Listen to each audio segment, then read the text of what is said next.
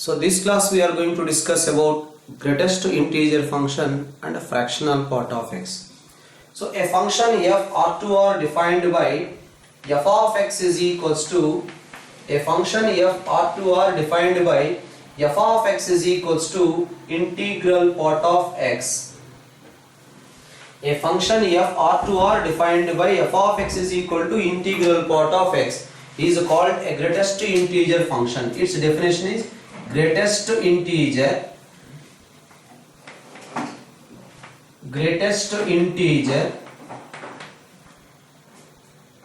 less than or equal to x.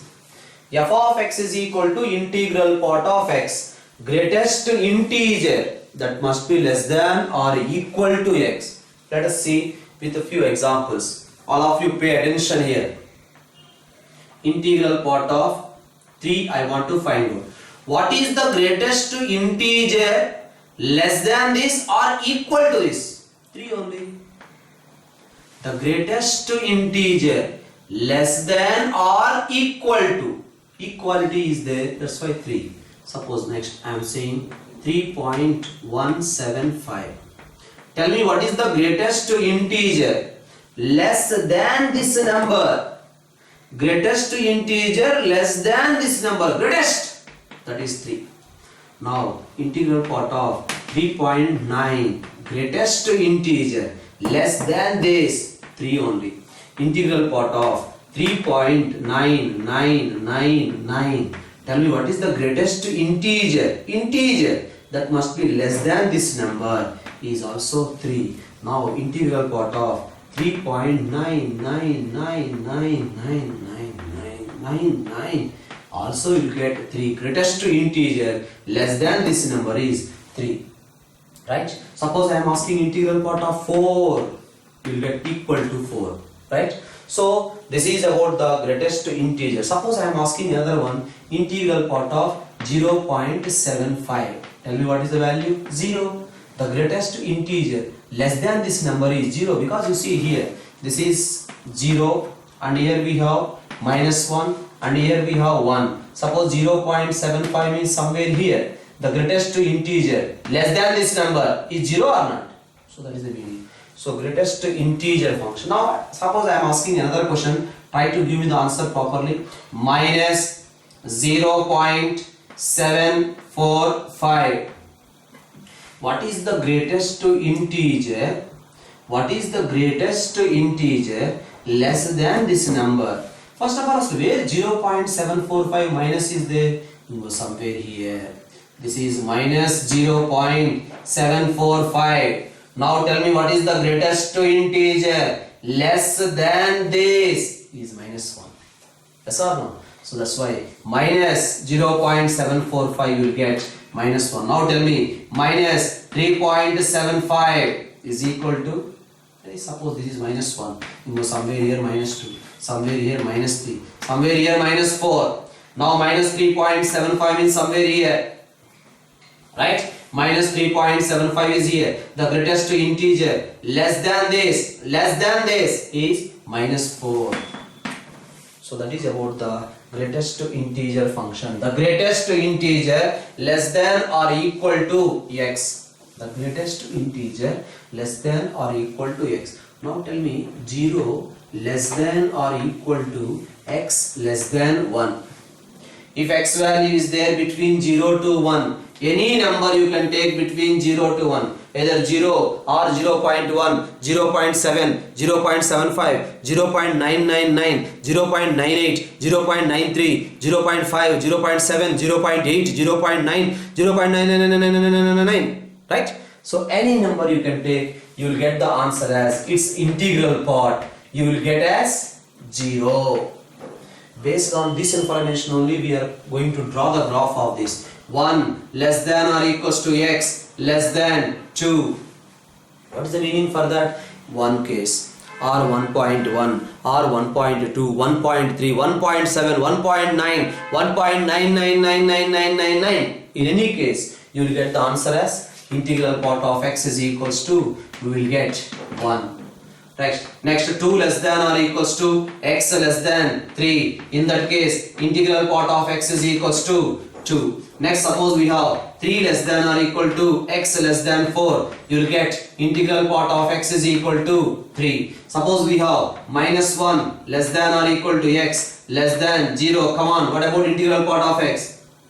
That means I am asking minus 1 case, minus 0.9 case, minus 0.7 case, minus 0.2 case, minus 0.5 case. What about integral part of x? Integral part of x becomes minus 1. Now minus 2 less than or equal to x less than minus 1. In that case also integral part of x becomes minus 2. Minus 3 less than or equals to x less than minus 2. You will get integral part of x is equals to minus 3. So based on this information, I am going to draw the graph of greatest integer function. Because of this graph only, we are calling this function as step function. Just like same meaning what is steps. Okay. So let us say this is all integers I am marking. 1. Next here I am writing 2. Next here we are writing 3. Next here we are writing 4. This side also we are writing minus 1. Next we have minus 2. Next we have minus 3. Next we have minus 4. Here also on y-axis also we are writing 1. Next we have 2, 3 and extend this one. So 4 like that. This side also we have minus 1 and this is minus 2 and next we have minus 3 and we can extend this side. This is minus 4. So that is the graph we are going to draw now. Now tell me, this particular one is 0 or not? What the information is saying? If x values are there between 0 and 1, the graph is 0. The graph is 0 means x-axis or not? So if x values are there between 0 and 1, you will get 0 only. That means in case of 0 also we will get 0.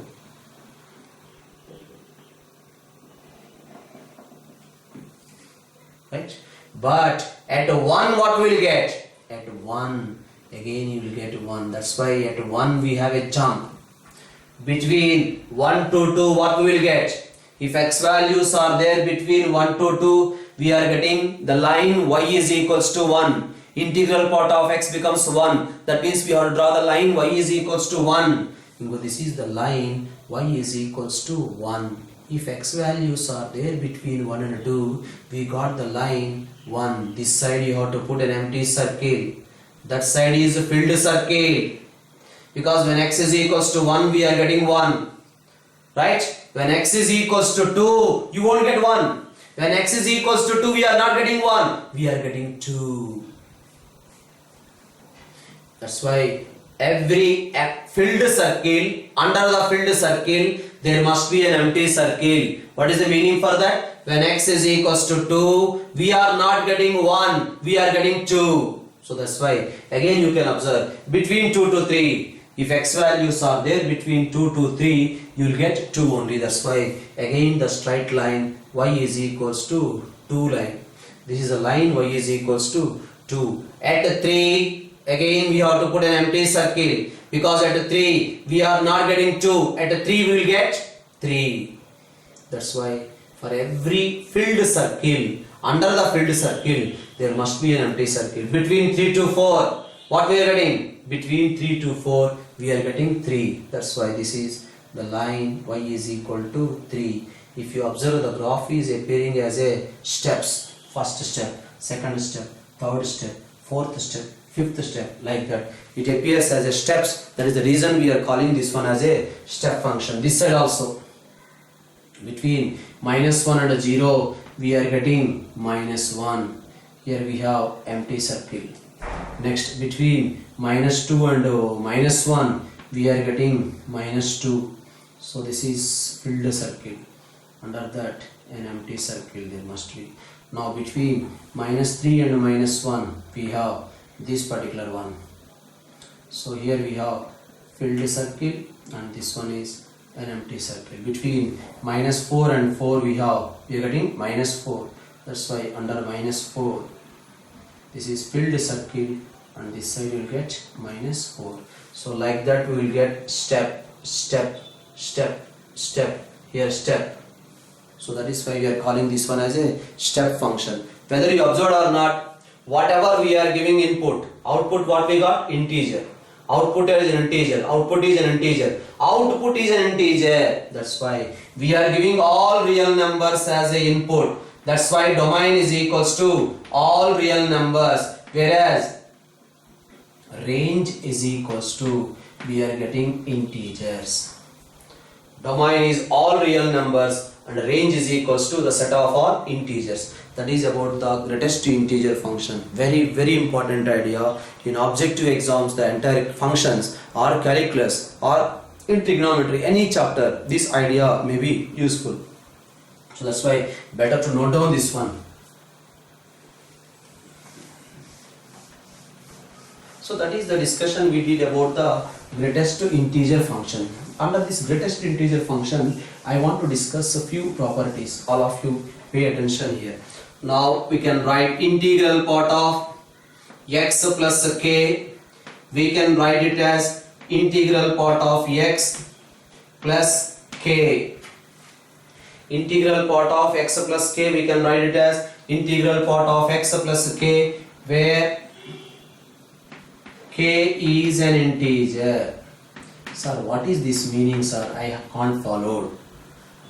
Integral part of x plus k, that is the first property. Integral part of x plus k is equals to integral part of x plus k. Then you can check here, integral part of 3.7 plus 4.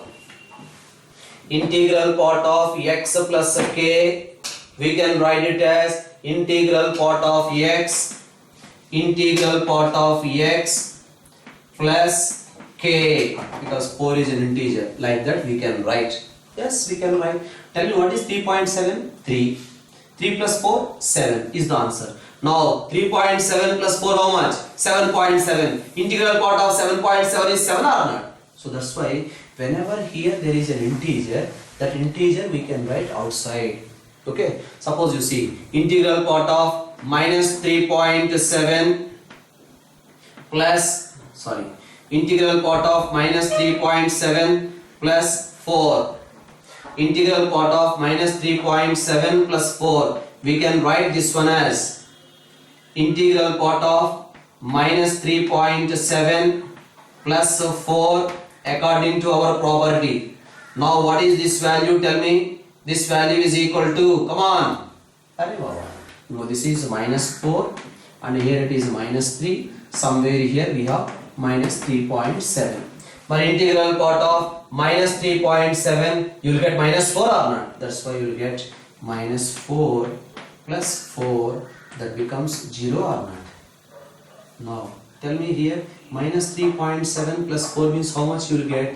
You will get 0.3 or not? But integral part of 0.3 0 or not? Same. So that's why integral part of x plus k, when k is an integer, that integer we can write outside. That is the first property.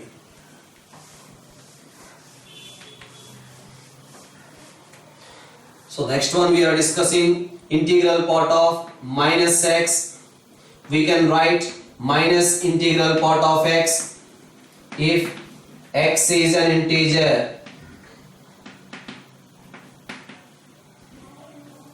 Integral part of minus x is equals to minus integral part of x if an x is an integer. Now if it is not an integer, we can write minus integral part of x minus 1 if x is not an integer. Integral part of minus x is equals to minus integral part of x when x is an integer. That we can write it as minus integral part of x minus 1 when x is not an integer. So about this property please discuss. Yes, minus 3. It is an integer or not? We can write minus integral part of 3. What is integral part of 3? 3 only. That's why answer will get minus 3. Yes, this answer is minus 3 or not? Suppose it is not an integer. Suppose we have minus 3.7 is there. When it is not an integer, we have to write minus integral part of 3.7 minus 1. Tell me what answer we will get for this. This answer is equal to minus 4. This answer is equal to minus 4. Yes, here also we will get the same. 3.7 integral part is 3 or not. So minus 3 minus 1, we are getting minus 4 or not. So integral part of minus x, we can write minus integral part of x when x is an integer. Integral part of minus x, we can write minus integral part of x minus 1 when x is not an integer. You see minus 3.7 which is not an integer. That's why we are writing minus integral part of x minus 1. This value no doubt we know minus 4. From this property also we got minus 4 only. That is about the greatest to integer function and its properties. So next function we are discussing, that is fractional part of x. Fractional part of x. A function f defined as like this: f of x is equal to fractional part of x. Its definition is x minus integral part of x. F of x is equal to fractional part of x, that is nothing but x minus integral part of x. So what is the meaning for this? You can observe here, I want to find out integral part of 7.75. But according to this, what we can write? X minus integral part of 7.75, that is equals to 0.75 or not? 0.75 is the answer. Suppose we have 7.8 is there. What is the answer? 0.8 is the answer. Suppose we have 7.3 is there. What is the answer? 0.3 is the answer. Suppose we have 7.9 is there. What is the answer? 0.9 is the answer. Right? Suppose we have 7.729 is there. What is the answer? 0.729 is the answer. Okay, wait. Suppose we have minus 9.8 is there. Then what is the answer? Fractional part of minus 9.8 is there. What is the answer? Don't say. Answer is 0.8. Answer is not 0.8. The answer is 0.2. Minus 9.8. The answer is 0.2. How, sir? Just you can observe. Minus 9.8. What is the actual definition? X minus integral part of x. X minus integral part of x. X minus integral part of x. Agree or not? That is equal to minus 9.8 minus, come on. What about integral part of minus 9.8? Integral part of minus 9.8 is minus 10. Minus becomes a plus 10. 10 minus 9.8, you will get 0.2. Clear or not? Right? That is the fractional part of x. Suppose you want to find out fractional part of minus 9.7. Tell me 0.3. Fractional part of 10.1 is equals to 0.1. Fractional part of minus 9.94. Come on, 0.06. Fractional part of 9.75 with the minus. Come on, this is 0.25. When minus is there, 0.25. When minus is there, 0.06. When minus is there, 0.3. When plus is there, 0.75, 0.8, 0.3, 0.9. So, but whatever the case it may be, sir, what happens if fractional part of x is equal to 9 is there? 0. Fractional part of 9 is equal to 0. Fractional part of any integer is 0 only. Fractional part of any integer, you will get 0. Now from this whole information, what we can say? Domain is all real numbers. We are giving inputs. We are giving inputs. We are giving inputs. We are giving inputs. We are giving inputs. We are giving inputs. We are giving inputs as all real numbers. We are giving as input. But what we are getting our output? Output we are getting between 0 and 1 only. We never get 1. We never get 1. We are getting 0 in the case of an integer. But all the values lies between 0 and 1 only. Right? So based on this information, I am trying to draw the graph of fractional part of x also. Pay attention here. The graph must lie between 0 and 1. That is the basic information. Fractional part of x graph lies between 0 and 1. Fractional part of x graph lies between 0 and 1. Closed interval 0, open interval 1. Now I am drawing the graph. You never get 1 also. The graph is a completely lie between 0 and 1. So that's why this is the line y is equals to 1. A straight line parallel to x-axis. Now this is 0, somewhere here we can say 1, somewhere here we can say 2, and this is 3. This side we have minus 1, and this side we have minus 2, and this side we have minus 3. Between 0 and 1, how will you get? And 0 means 0, 0.1 means 0.1, 0.2 means 0.2, 0.3 means 0.3, 0.7 means 0.7, 0.9 means 0.9, 0.999 means 0.999. One case, again you will get 0. That's why you will get a straight line. At 1, again we are getting 0.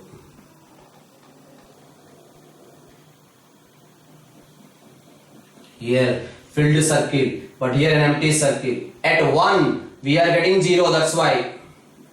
Again 1.1 is 0.1, 1.2 is 0.2, 1.3 is 0.3, 1.4 is 0.4, 1.5 is 0.5, 1.7 is 0.7. At 1.9 is 99, 1.999 is 0.99. Whenever 2 is there, you will get 0. At 1 we are getting 0. At 0 we are getting 0. At 1 we are not getting 1. That's why it is an empty circle. It is an empty circle. At 2 we are getting 0. So that's why like this type of parallel lines you will get. At 3 we are getting 0. This is exactly under the. Right? Similarly this side also. At integer there is an filled circle.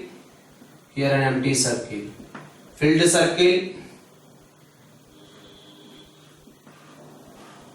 All these appears like as a parallel lines. You can observe the graph lies between 0 includes 0, excludes 1. We are not getting 1, but we are getting 0. The graph is completely lies between 0 and 1. That is the graph of fractional part of x, right? Fractional part of x is always lies in between 0 and 1. That is the range for the fractional part of x, whereas domain is all real numbers, right? So that is about fractional part of x and greatest integer function. Okay, we'll discuss more in the next class.